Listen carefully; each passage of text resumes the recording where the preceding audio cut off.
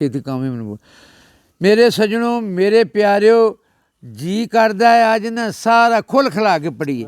अज दाद देने वाले ने मसाला मिलता पिया तो फिर बार बार वो जो चार्ज हो जाता बंदा।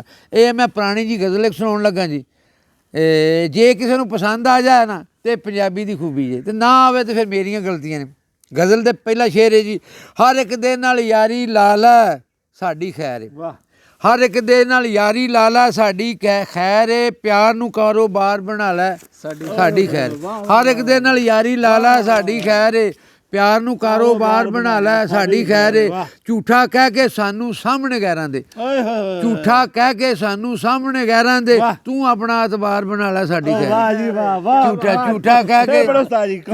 झूठा कह के सानू सामने गैरां दे, तू अपना एतबार जमा लै साडी खैर है। साडे उत्ते सजना जुल्म कमाउण लई, साडे उत्ते सजना जुल्म कमाउण लई अपनियां सारियां रीझां ला लै साडी खैर।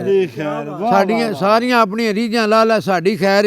तेरे सां हुण तेरे आ मुड़ तेरे रंग, तेरे सां हुण तेरे आ मुड़ तेरे रंग, तेरे सां हुण तेरे आ मुड़ तेरे रंग, सानू 100 वारी अजमा लै साडी खैर। तेरे सां हुण तेरे आ मुड़ तेरे रंग, तेरे सां हुण तेरे आ। ये वारिस की नज़र है तो अद्धा क फरूक दे भी कुछ चाहिदा